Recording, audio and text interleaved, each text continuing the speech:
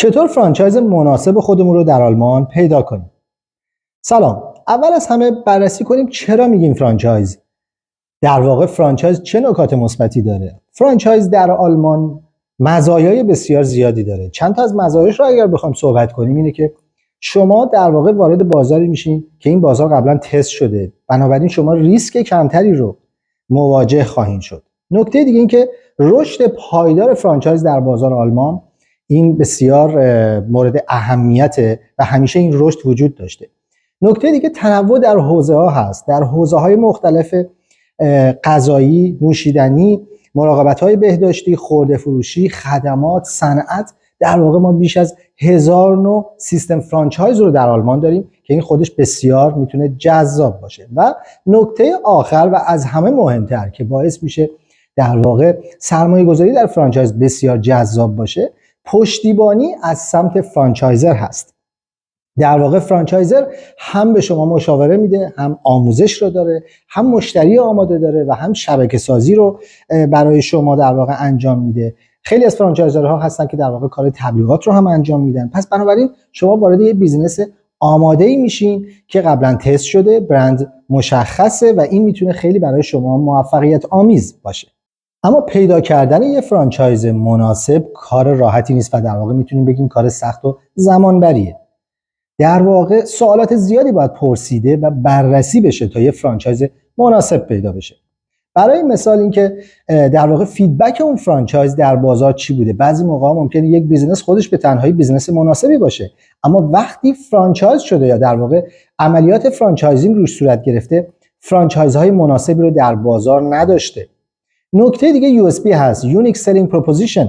در واقع میخوایم بگیم که اون فرانچایز چه نکته مثبت و نکته حائز اهمیتی رو در واقع در بازار نسبت به رقبا داره و چه چیزی رو به مشتریان ارائه میده که این رو خودش رو در واقع در مقابل رقبا جدا سازی میکنه. بحث مهم دیگه این که پشتیبانی اون فرانچایز یا فرانچایزر به چه صورته، چه آموزش هایی رو ارائه میده، چه پشتیبانی رو در بحث در واقع منابع به شما ارائه میده، بحث تبلیغات یا مارکتینگ رو به چه شکل با شما همکاری میکنه، بحث‌های فایننس یا در واقع کمک‌های مالی رو آیا به شما کمک میکنه برای شروع. اینها همه مسائل بسیار مهمیه که باید حتما در نظر گرفته بشه و فرانچایز با فرانچایز متفاوته. یه نکته بسیار مهمی رو که باید حتما قبل از پیدا کردن یه فرانچایز مناسب در واقع در نظر داشته باشیم اینه که چقدر خودمون رو میشناسیم.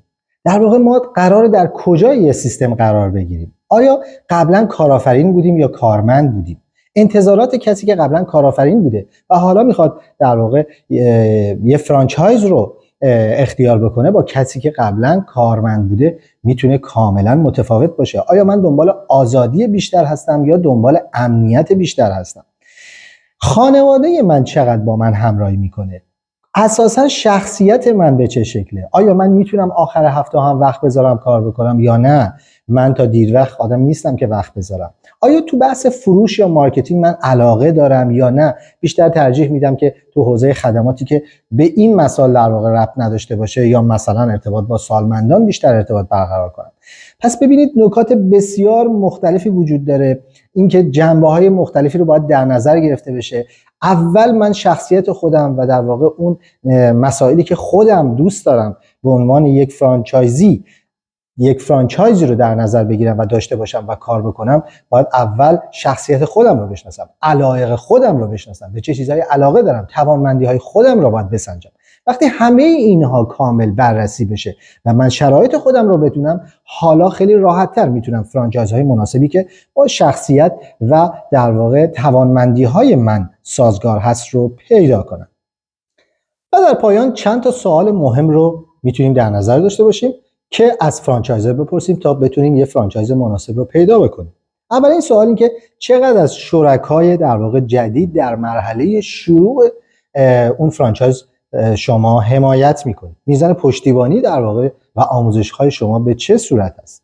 شرکای فعلی شما الان چقدر موفق هستند؟ میزان سرمایه‌گذاری و بازگشت اون سرمایه به چه صورت هست؟ چه ارزش‌ها و فرهنگی رو در واقع سیستم شما شکل داده و در آینده من چقدر میتونم روی موفقیت در بیزنس شما حساب بکنم؟ و در واقع چقدر میتونم تو این سیستم رشد بکنم. اینها چند تا سوال کوتاه هست و برای نمونه که میتونین از فرانچایزرتون بپرسید، میتونه در انتخاب یک فرانچایز مناسب مثمر ثمر باشه. مسلما برای پیدا کردن یک فرانچایز مناسب وقت و زمان زیادی باید گذاشته بشه، قرارداد اون باید کامل بررسی بشه، صورت‌های مالی و در واقع درآمد اون بیزنس و بسیار مسائل مهم که باید در نظر بگیرید تا بتونید فرانچایز مناسب رو پیدا کنید. اگر برای خرید یک فرانچایز مناسب در آلمان نیاز به مشاوره داشتید، میتونید از طریق واتساپ یا اینستاگرام با ما در ارتباط باشید.